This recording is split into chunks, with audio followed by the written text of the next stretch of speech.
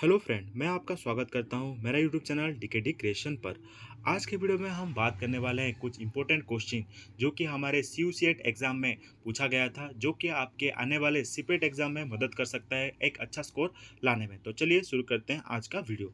तो पहला question friend ये है कि name the fast satellite in the world to be launch into the space is Dex. तो अगर हम बात करें पहले सैटेलाइट जो कि स्पेस में छोड़ा गया था, वो था हमारा स्पुतनिक 1। ये कब छोड़ा गया था आप सबको पता होना चाहिए फ्रेंड। ये यूएसएसआर बा यूनियन सोवियत सोशलिस्ट रिपब्लिक के द्वारा अक्टूबर 4 1957 में छोड़ा गया था। देन आते हैं नेक्स्ट क्वेश्चन की तरफ यहाँ पर फ्रेंड। तो नेक्स्ट क्वेश्चन में यहाँ पर पूछा गया है कि विच of the following is a true about G20। तो G20 को लेकर यहाँ पर कौन सा घटना सत्य है। तो पता है फ्रेंड, ये G20 एक इंपॉर्टेंट कॉन्टेक्स्ट है हमारा आईआर प्रोस्पेक्टिव में। तो यहाँ पर जितने भी सारे ऑप्शन दिया गया है, इनमें से ए बी सी ये तीन ही करेक्ट है। क्यों यहाँ पर तीन करेक्ट हैं उसको लेकर थोड़ा हम डिफाइन कर लेते हैं। India will host the first G20 summit in 2023। अगर हम बात करें तो इंडिया इस बार पहली बार यहाँ पर G20 समिट को कंडक्ट करने वाला है, जो कि ऑलरेडी कंडक्ट कर चुका है। अगर हम बात करें तो ये हुआ था हमारे 9 to 10 दिसंबर 2023 के बीच में भारत मंडपम में हुआ था। ये हमारा 18 G20 समिट था। कितना 18 G20 समिट था, आप सबको पता होना चाहिए। अगर हम बात करें तो G20 का अहमियत क्या है, यहाँ पर उसका इंपॉर्टेंस क्या है। जैसे कि आपको पता है, it account for more than 80% of the global GDP, 75% of the global trade and 60% of the global population को वो कंसिस्ट करता है। साथ ही साथ यहाँ पर जो थर्ड हमारा पॉइंट है, Piyush Goyal is the G20 sherpa from India. तो ये ऑब्वियसली, तो अगर हम बात करें सार्पा मतलब रिप्रेजेंटेटिव, जो उसके नेतृत्व लेते हैं, जिनका लीडरशिप, समझ पा रहे हो कि नहीं, जो कि हेड होते हैं, जो इसको मैनेज करते हैं, तो हमारे इंडिया के थ्रू ये पीयूष गोयल हैं, जो कि G20 के सार्पा। और लास्ट जो ऑप्शन दिया गया था, तो permanent secretary of G20 is in New York. तो ये गलत है फ्रेंड, क्योंकि G20 में परमानेंट सेक्रेटरी होते ही नहीं है। तो क्योंकि ये कॉन्स्टेंटली एक देश से दूसरे देश ये ट्रांसफर होता रहता है। और साथ ही साथ अगर आपको पूछा जाएगा कि G20 में कितने टोटल मेंबर हैं, वो है 21। तो यहाँ पर G20 लिखा गया है और आप यहाँ पर 21 बोल रहे हो। तो इसके पीछे लॉजिक ये है कि फ्रेंड, आपको पता है कि 2023 में इंडिया ने यहाँ पर यूरोपियन यूनियन और बाकी सारे नेशन के सहमति से यहाँ पर अफ्रीकन यूनियन को भी एक मेंबर बनाया था। तो आप सबको ये पता होना चाहिए। द नेक्स्ट क्वेश्चन की तरफ मूव ऑन करते हैं। Who among the following is the first person of the India origin to receive Booker prize. कौन थे जिनको बुकर प्राइज मिला है, कौन से इंडियन ओरिजिन जिनको बुकर प्राइज मिला हुआ है, ये अरुंधति रॉय होगा फ्रेंड। देन नेक्स्ट क्वेश्चन की तरफ मूव ऑन करते हैं। तो यहाँ पर मैंने बहुत सारा इंपॉर्टेंट क्वेश्चन को ही यहाँ पर डिस्कशन किया है, क्योंकि यहाँ पर बहुत सारा दिया गया है जो मुझे प्रॉब्लम लगा कि आपको सीपेट एग्जाम के दौरान मदद कर सकता है, इसलिए मैंने इस चीज़ को ही यहाँ पर डिस्कशन किया हुआ है। तो जैसे कि फ्रेंड यहाँ पर देख सकते हो, reservation of seat for the scheduled caste and scheduled tribe in the house of the people is provided under which article of the constitution. तो शेड्यूल्ड कास्ट और शेड्यूल्ड ट्राइब के लिए जो सीट रिजर्वेशन लोकसभा में कौन से आर्टिकल के तहत मेंशन किया गया है, आर्टिकल नंबर 334। तो अगर आपको इस रिलेटेड कुछ डाउट है 334 के तहत कि सर 330 होगा या समथिंग एल्स आपने पढ़ा हुआ है, तो आप मुझे कमेंट सेक्शन में बता सकते हैं। द नेक्स्ट क्वेश्चन की तरफ मूव ऑन करते हैं। यहाँ पर which of the following article were not inserted by the 42nd constitutional amendment 1976। तो 47 अमेंडमेंट के तहत कौन से आर्टिकल को इंसर्ट नहीं किया गया था। तो आपको पता होना चाहिए हमारा आर्टिकल नंबर 21A और 31A। तो 21A आपको पता है राइट टू एजुकेशन, जो कि 2002 में किया गया था। देन 31A आपको पता है फर्स्ट अमेंडमेंट, जो कि 1951 में हुआ था, उस रिलेटेड ये है। देन नेक्स्ट क्वेश्चन की तरफ मूव ऑन करते हैं।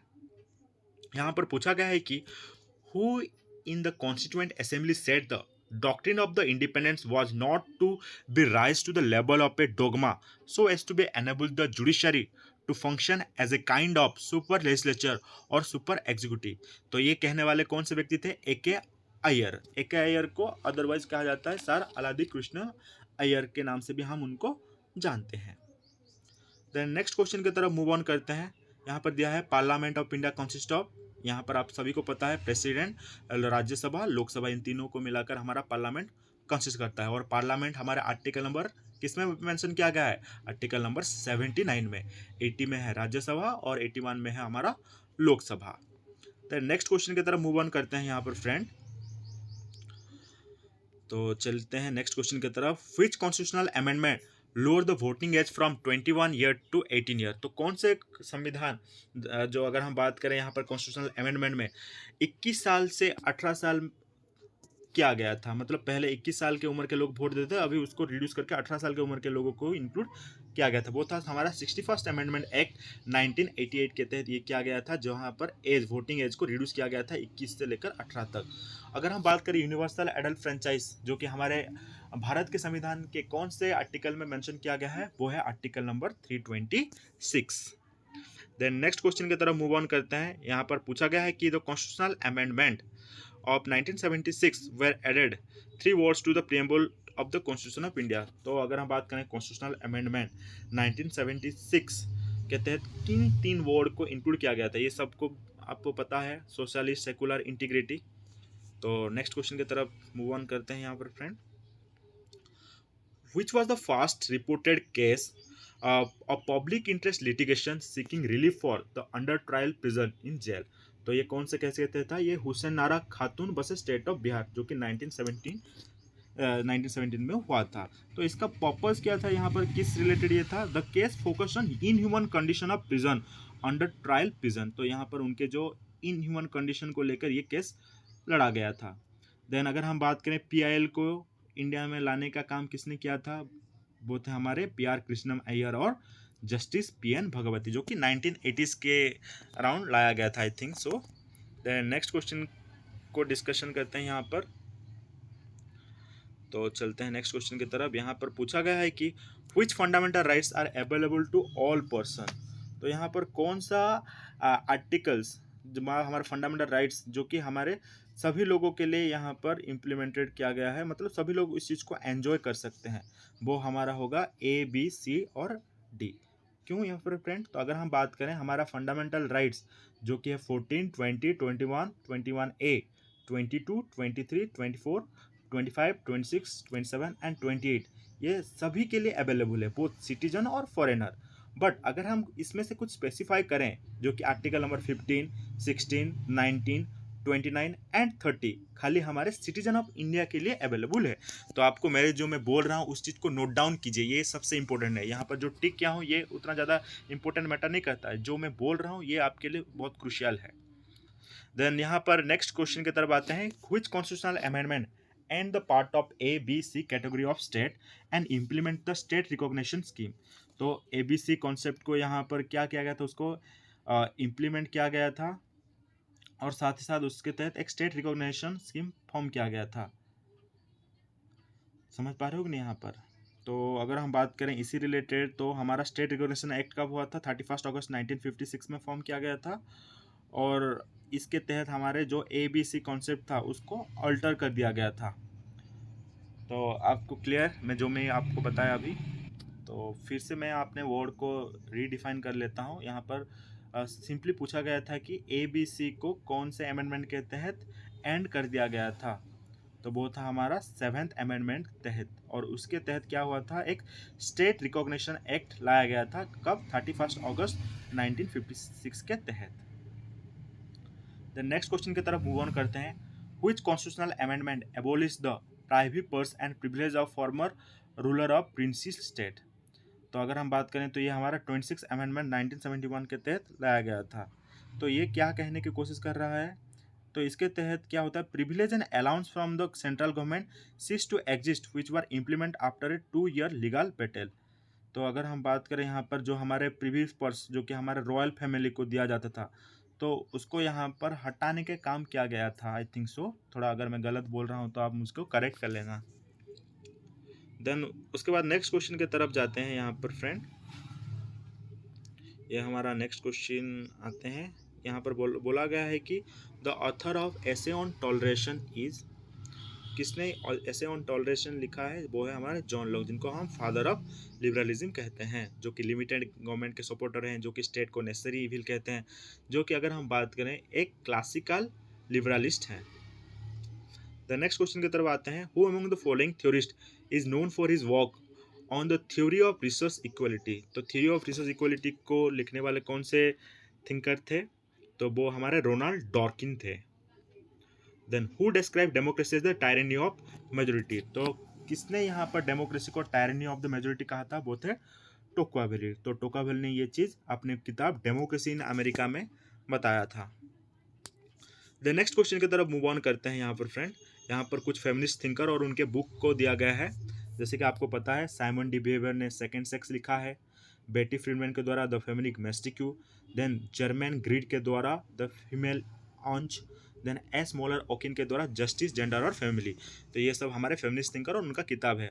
आपको यहाँ पर कमेंट सेक्शन में मुझे लिखकर बताना है कि ये कौन से साल सब लिखा गया है। द नेक्स्ट क्वेश्चन की तरफ हम मूव ऑन करते हैं। तो हमारा नेक्स्ट क्वेश्चन यहाँ पर है, who among the following advocate the entitlement theory of justice. तो entitlement theory of justice concept देने वाले कौन से विचारक थे, वो हमारे रॉबर्ट नॉजिक थे, जिन्होंने अपना किताब एनार्की स्टेट एंड यूटोपिया 1974 में उन्होंने लिखा था, जहाँ पर उन्होंने entitlement theory of justice concept दिया था। द नेक्स्ट क्वेश्चन की तरफ आते हैं, the word ideology was coin by whom. Ideology word को किसने कॉइन किया था, वो थे de Tracy. Then next question की तरफ आते हैं, the author of Nicomachean Ethics. तो निकोमेचिन एथिक्स के ऑथर कौन थे, वो थे हमारे अरिस्टोटल थे, जिनको फादर ऑफ पॉलिटिकल साइंस कहा जाता है। Then who among the following use the concept oceanic circle. तो ओसेनिक सर्किल कॉन्सेप्ट देने वाले कौन से विचारक थे, वो थे हमारे Mahatma Gandhi. Then the work who were the Shudra is associated with. तो who were the Shudra associated किसके साथ है, ये आम्बेडकर के साथ है। आम्बेडकर के द्वारा 1946 में इस चीज को लिखा गया था। The term original position is associated with. Original position किससे रिलेटेड है, ये हमारे जॉन रॉल के साथ रिलेटेड है। द नेक्स्ट क्वेश्चन की तरफ आते हैं, लेवियाथान। तो लेवियाथान जो कि one of the prominent book था हॉब्स का, जहाँ पर वो सॉवर्जिनिटी को लेकर अपना ये कॉन्सेप्ट दिए थे, ऑब्सोल्यूट सॉवर्जिनिटी के बारे में, जहाँ पर हम सोशल कॉन्ट्रैक्ट के तहत हमारा सभी प्रकार के राइट्स लिबर्टी को हम किसको दे देना है, लेवियाथान को। और लेवियाथान का काम क्या होगा, पीस एंड सिक्योरिटी को एनहेंस करना। द नेक्स्ट क्वेश्चन यहाँ पर है, who among the following define politics as a authoritative allocation of value. Authoritative allocation of value concept देने वाले कौन से थिंकर थे, वो डेविड ईस्टन, जिनको हम फादर ऑफ सिस्टम थ्योरी भी कहते हैं। द नेक्स्ट क्वेश्चन फ्रेंड है, who among the following is considered as a reluctant democrat. तो रेलुक्टेंट डेमोक्रेट के तहत हमें किन फिलोसोफर को जानते हैं, वो है हमारे जेस मिल। तो जेस मिल को कहा जाता है रेलुक्टेंट डेमोक्रेट। तो फ्रेंड आपको मुझे कमेंट में बताना है कि किसने जेस मिल को रेलुक्टेंट डेमोक्रेट कहा था। Then the Saptanga theory of state is associated with whom. तो सप्तांगो थ्योरी कॉन्सेप्ट किसने दिया था, वो थे हमारे कौटिल्य। कौटिल्य ने अपना एक फेमस बुक अर्थशास्त्र भी लिखा था, जहाँ पर उन्होंने, अगर हम बात करें तो सेवल इंडिपेंडेंट ऑफ स्टेट के बारे में कहा गया है। Then Hindutva, who is Hindu, इस प्रकार का बुक किसने लिखा है, वो है बी.डी. सावरकर, जिन्होंने हमारे फर्स्ट वॉर ऑफ इंडिपेंडेंस कहा था, जो कि सिपोही म्यूटनी को उन्होंने फर्स्ट वॉर ऑफ इंडिपेंडेंस का नाम दिया था। Then the concept of complex equality was given by. Complex equality concept किसने दिया था, वो थे Michael Walzer. The next question की तरफ आते हैं, Isaiah Berlin is the author of 4 Essays on liberty. आपको पता है 2 concept of liberty, 4 Essays on liberty जैसे थॉट देने वाले कौन थे, Isaiah Berlin. The next question है, constitution on representative government was author by whom. Constitution on representative government was author by whom, यहाँ पर जो क्वेश्चन पूछा है उसके रचयिता कौन है, ये हमारे जे.एस. मिल है। तो सॉरी फ्रेंड, यहाँ पर जेम्स मिल के तरफ टिक किया गया, जो कि गलत है, यहाँ पर जेम्स मिल होगा, क्योंकि यहाँ पर जॉन स्टुअर्ट मिल ही कॉन्स्टिट्यूशन रिप्रेजेंटेटिव गवर्नमेंट के रचयिता हैं। नेक्स्ट क्वेश्चन की तरफ आते हैं, यूनाइटेड नेशन इज ए, आपको पता है ये एक इंटरनेशनल ऑर्गेनाइजेशन है, 24 अक्टूबर 1945 को फॉर्म हुआ है और कुल इसमें 193 मेंबर हैं। द नेक्स्ट क्वेश्चन की तरफ आते हैं, major war between India and Pakistan took place in. तो यहाँ पर वॉर जो लड़ा गया था इंडिया और पाकिस्तान के बीच, तो यहाँ पर आपको पता है 1947 से लेकर 48, 65, 1971, ये 3 मेजर वॉर था जो कि इंडिया और पाकिस्तान के भीतर लड़ा गया था। द नेक्स्ट आते हैं, who among the following thinkers known is realism in international relation. International relation में किनको हम एक रियलिस्ट थिंकर की तरह जानते हैं, वो है फादर ऑफ रियलिज्म, आप सभी को पता है, Hans J Morgenthau. The next question आते हैं, SAARC was founded in the year, कब इसको फॉर्म किया गया था, ये 1985 को फॉर्म हुआ था। तो आप सभी को पता होना चाहिए कि कौन से देश ने इसको फॉर्म किया था, आपको पता है बांग्लादेश, जो कि एक अहम किरदार निभाता है सार्क के फॉर्मेशन में। द नेक्स्ट क्वेश्चन की तरफ आते हैं, the 2 super power during the cold war were तो कोल्ड वॉर के दौरान दो ठो सुपर पावर कौन थे, वो है यूएसए एंड यूएसएसआर। तो आपको कॉन्फ्यूज करने के लिए फ्रेंड यहाँ पर यूएसए एंड रशिया लिखा गया है। तो रशिया पहले नहीं हुआ करता था, रशिया आफ्टर द क्या कहें, अगर जो हमारे रशिया डिसइंटीग्रेशन हुआ था, तो जिसके तहत उसका नाम रशिया पड़ा था, पहले उसको यूएसएसआर हम कहते थे। 1991 में उसका खंड विखंड हुआ था। देन नेक्स्ट यहाँ पर बात करते हैं, नेक्स्ट इंपॉर्टेंट क्वेश्चन हमारा डिफरेंट टाइप्स से यहाँ पर दिया गया है ट्रीटी, और ईयर यहाँ पर पूछा गया है। आप सभी को पता है जेनेवा प्रोटोकॉल 1925 में हुआ था। देन अगर हम बात करें यहाँ पर न्यूक्लियर नॉन प्रोलिफरेशन ट्रीटी, ये 1968, एबीएम ट्रीटी यहाँ पर हमारा 1972, सॉल्ट टू ट्रीटी यहाँ पर हुआ था ये 1979 में। नेक्स्ट क्वेश्चन की तरफ मूव ऑन करते हैं। यहाँ पर भी कुछ थिंकर और उनका बुक पूछा है। तो आप सभी को पता है माचियावेली के द्वारा द फ्रिंड्स लिखा गया था। थुसिडाई पेलोपोलिशियन वॉर जो कि 30 साल तक चला था बिटवीन एथेंस एंड स्पार्टा। हंस जो मर्वेंथो के द्वारा पॉलिटिक्स अमंग नेशन 1948 में लिखा गया था। Kenneth Waltz theory of international politics 1971 में लिखा गया था। तो ये सब इंपॉर्टेंट आप सभी को पता होना चाहिए। देन नेक्स्ट क्वेश्चन की तरफ हम मूव ऑन करते हैं। तो यहाँ पर हमारा नेक्स्ट क्वेश्चन है, who is the author of the book engaging India diplomacy democracy and the bomb. तो इसके रचयिता कौन थे, स्ट्रॉबी टेलबॉट। तो स्ट्रॉबी टेलबॉट के द्वारा इस चीज़ को लिखा गया था। देन नेक्स्ट क्वेश्चन की तरफ आते हैं यहाँ पर फ्रेंड। तो देख सकते हो ये सब कितना इंपॉर्टेंट है, आपको ये सब चीज़ पता होना चाहिए। The principle of scientific management जो कि 1911 में दिया गया था, आई थिंक सो, किसके द्वारा, एफ.डब्ल्यू. टेलर। तो फादर ऑफ साइंटिफिक मैनेजमेंट के रूप से भी हम जानते हैं एफ.डब्ल्यू. टेलर को। द नेक्स्ट क्वेश्चन यहाँ पर पूछा गया है कि who is associated with the bonded rationality. Bonded rationality के सेट कौन एसोसिएटेड है, वो है हमारे हार्बर्ट साइमन। तो देख सकते हो फ्रेंड कितना ज़्यादा ये क्रूशियल बन जाता है हमारे एग्जाम के बिहाफ पर। Then who coin the phrase catch all party. Catch all party किसने यहाँ पर दिया था, यहाँ पर ओटो क्रिचमर। तो ओटो क्रिचमर के द्वारा इस प्रकार का कॉन्सेप्ट दिया गया था, कैच ऑल पार्टी। देन यहाँ पर अगर हम बात करें तो which of the following are the modern approach to the comparative policy. तो कॉम्परेटिव पॉलिटी का मॉडर्न अप्रोच कौन सा है, ये आई थिंक सभी होना चाहिए, क्योंकि behavioural approach, structure function approach Gabriel Almond के द्वारा, सिस्टम अप्रोच डेविड स्टोन, ये सब आते हैं हमारे मॉडर्न अप्रोच के तहत।